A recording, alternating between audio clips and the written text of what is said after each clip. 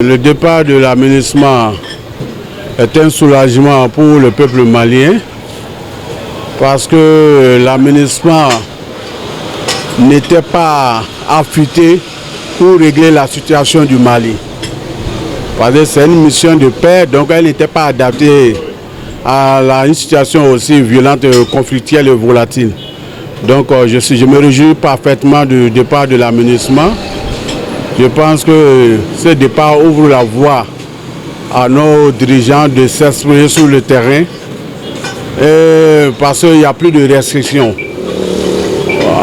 Comme avant, concernant le régime passé, on n'a pas la liberté de mouvement, donc nos militaires étaient acculés, coincés dans les camps. Bon, actuellement, ce n'est pas le cas. Nous avons la pleine liberté de se mobiliser et de faire face à la situation. Nous avons pris des mesures appropriées, nous avons pris des décisions probantes pour pallier à ça. Parce que avec l'avènement de l'arrivée de Assimi Goïta, je pense que l'armée s'est renforcée du point de vue qualitatif et du point de vue quantitatif aussi. Nous sommes passés de 10 000 soldats à près de 70 000 soldats actuellement, je crois. Donc nous avons largement les moyens de faire face à la situation. Toutes ces organisations, BECAM, G5 Sahel ou bien MINUSMA, je pense qu'elles n'ont pas joué leur rôle. Elles n'ont pas répondu aux attentes.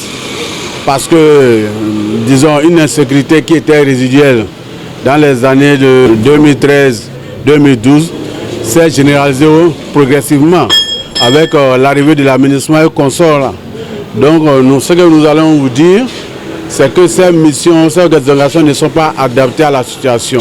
Et je pense que c'est les Maliens même qui peuvent prendre les dispositions pour faire face à cette situation-là. Donc les étrangers, les forces étrangères étaient venues, peut-être qu'elles avaient un agenda caché, je ne sais pas. Mais quand même, elles n'ont pas répondu aux attentes. Elles nous ont déçus, non seulement on a été déçus, secondo, elles n'ont pas porté assistance au peuple. Donc c'est la population malienne qui est, toute la population malienne qui est frustrée.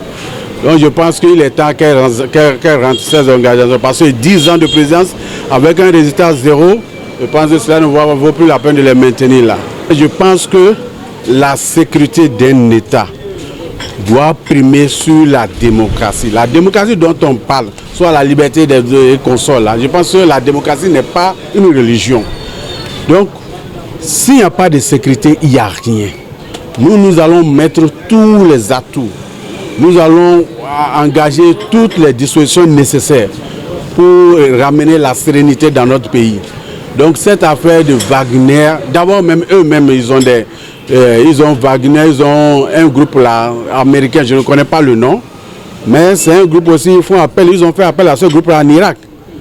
Au moment où la situation était très volatile en Irak, ils ont fait appel à ce groupe là pour protéger les sociétés américaines.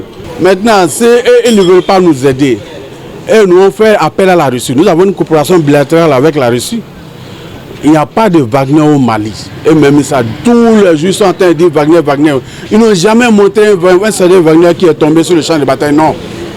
Comment se fait-il qu'il y a Wagner partout, il n'y a pas de soldats russes morts? Non, vous savez que ça c'est un faux problème. Seulement c'est pour saboter, pour tenir l'image du régime en place. Parce que ce sont des militaires. Même si c'est des militaires, nous sommes parfaitement d'accord que ces militaires-là répondent parfaitement à nos aspirations.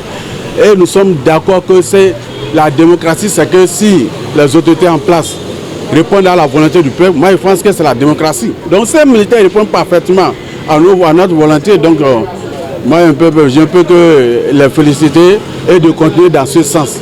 De ne pas regarder derrière, de ne pas voir, non. D'entendre seulement la voix du peuple, c'est ça qui compte. Et la voix des Africains. Parce que le combat qu'on mène, ce n'est pas pour le Mali seulement, c'est pour tous les Africains. Vous savez maintenant, quand vous avez parlé de variation des partenaires maintenant, actuellement on peut négocier avec la Mongolie, avec la Russie, avec n'importe qui. Avant ce n'était pas le cas. Pour négocier avec un tiers pays ou bien un tiers pays ou bien un pays qui ne fait pas partie du jargon des Occidentaux, il faut demander d'abord leur accord. Maintenant ce n'est plus le cas. On peut négocier partout où on veut et nous avons les trucs à bon marché, à bon coût aussi. Parce que quand on traite avec la Russie, les hélicoptères, là, on les a autant voulu et les prix sont vraiment abordables. Donc c'est pourquoi on préfère traiter avec la Russie. Avant, quand on était avec la France, les coopérations militaires qu'on était avec, ça fait près de 10 ans, ou bien près de 30 ans, nous avions fait des contrats avec la France. Mais la France ne nous a jamais livré un hélico. Ça sent bien que nous sommes dans une situation très difficile. On n'a jamais eu droit à des équipements nécessaires pour faire face à la situation. La France voudrait qu'on soit toujours des éternels assistés. C'est-à-dire que nous sommes là, oui, si après on fait appel à la France, nous sommes là, on ne peut rien faire, comme nous ne sommes pas des humains. Ça, c'est révolu, ça. Actuellement, nous avons décidé de nous prendre en charge. Et j'inviterai tous les autres pays africains à emboîter le pas du Mali. Parce que le combat qu'on fait, c'est un combat panafricain. Si nous, on arrive à émerger, je pense que les autres vont suivre la cadence. Presque tous les Maliens sont contents. Parce que depuis qu'ils sont venus au Mali, ils n'ont rien rapporté, ils n'ont rien fait pour le Mali.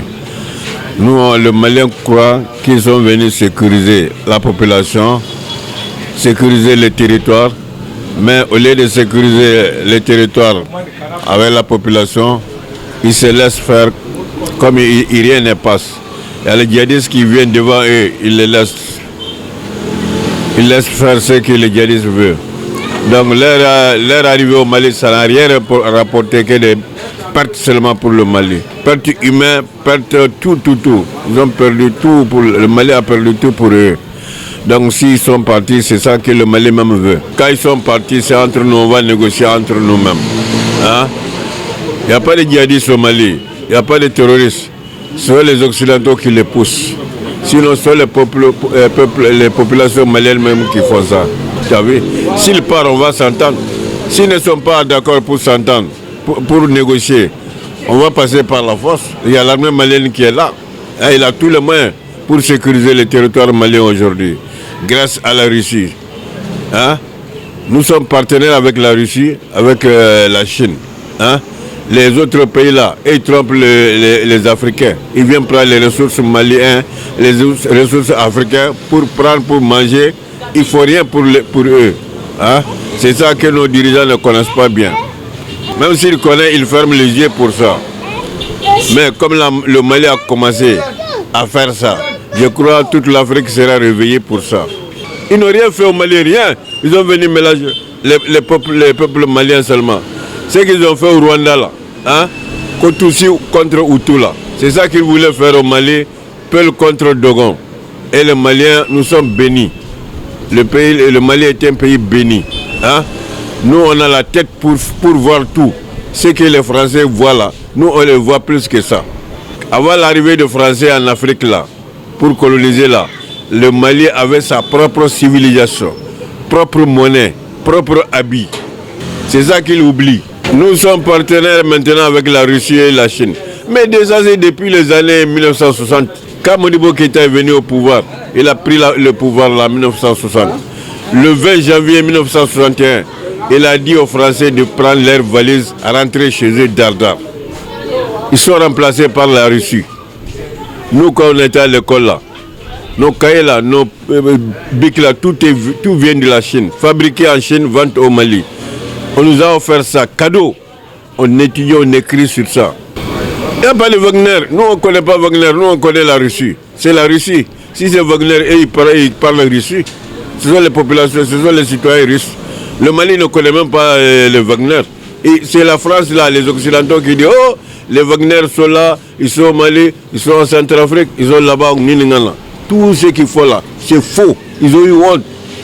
Pour les renvoyer là, c'est à cause de ces chercheurs arguments pour dire qu'il y a les Wagner au Mali. Quel Wagner? Non, le Mali ne connaît pas Wagner. Wagner, le Mali connaît la Russie, la Chine, c'est fini. Si c'est en pas, on va ajouter Corée du Nord, on va ajouter l'autre, l'Iran. C'est fini, hein? Ça nous suffit. La Russie avec la Chine, il ne trahit jamais la personne. Hein? Il ne connaît pas politique là. Ils vont venir. De Gaulle a dit non, qu'ils n'ont pas d'amis, ils ont leur intérêt. Mais la Russie, c'est pas ça. Hein. La Russie, c'est donnant. Tu as compris? La Russie, c'est un peu. Ils sont des gens honnêtes. Même si tout le monde fait la guerre contre la Russie, va gagner.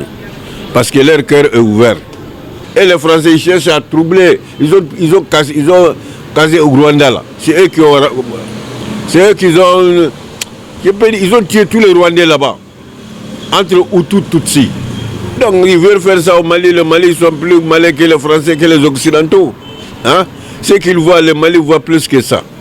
Donc ils n'ont qu'à ramasser leurs bagages dans 3 mois. Si c'est moi Mali, ils vont prendre 3 mois. S'ils ne partent pas, c'est des grèves, ils vont partir.